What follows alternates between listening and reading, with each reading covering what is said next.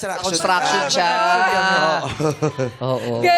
Oo, kasi syempre, katulad si Ann, actress siya ngayon, dati painter siya eh. Pintor to dati, oo. So, ngayon, actress na siya. Ikaw dati nagko-construction, tapos kariton. Anong mas mahirap? Yung nasa construction site o yung tutulak ng kariton sa ilalim ng Mahirap araw? yung contraction, mainit. Mainit din yung Okay yung nagkakariton, kaya pwede ka man sumilong kung mainit na. Ayan. Pinipili mo yung oras mo, di ba? Pag Tama, nagkakariton. tama. Pwede ka mag-decide, sige, after tanghali. Contraction. Sa site, maaga sila. alas 8. Anytime, pag gusto nyong huminto, pwedeng huminto kasi Oo. oras niya. Yes. Sa construction, hindi eh. Correct. Lalo na kung kung pakyawan kayo, di ba? Yes. Tsaka sisitayin ka ng mga kasama mo pag hindi ka nagtrabaho. Kung hindi rin sila nagpapahinga. Pero kung sabay-sabay kayo magpapahinga. Dapat sabay-sabay. Hindi kayo sisitahan. Oo, maraming ganyang organisasyon. Hindi nagsisitahan kasi pare-pareho lang naman sila ng ginagawa. Ay. Di ba? So pag may ibang naiba dyan, tsaka magkakasitahan, Yes. tapos maglalaglagan sila ngayon. Di ba?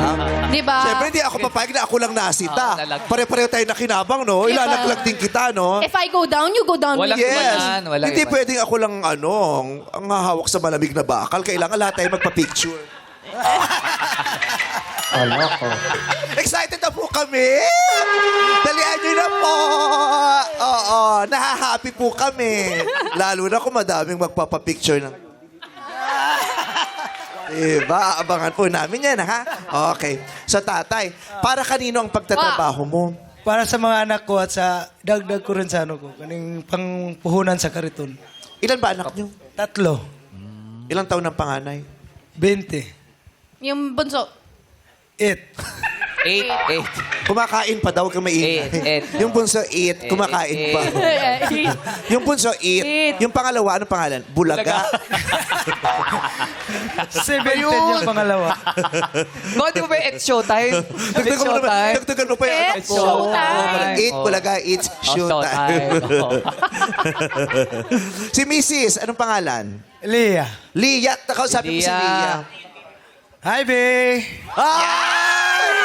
Hi, Bay! Ang taray! Parang high bay lang. Bay talaga or babe? Kasama ko naman ngayon siya. Nasaan siya? Asan? Andun Oh my God, ikaw pala! Di, si Chang yan! Diyos ko, ha? Hindi yan si Bay.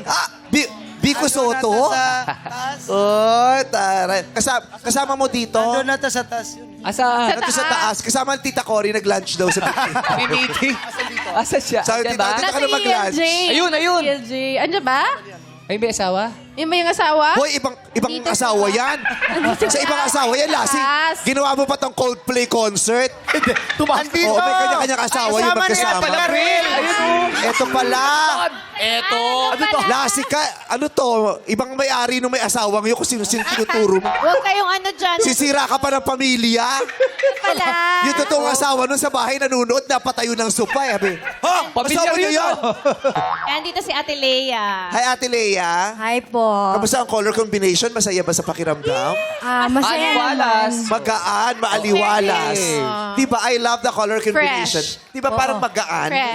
Yes. Pink and anong kulay ba yung baba? Mint Parang green. teal. Mint. Favorite ni Ryan. Mint. Oo. Kamusta po kayo, Ate Lia? Mabuti naman po. Hoy, sinamahan mo talaga yung asawang mo rito sa... Ganyan ang mga asawa supportive. Yes! Ganun yun.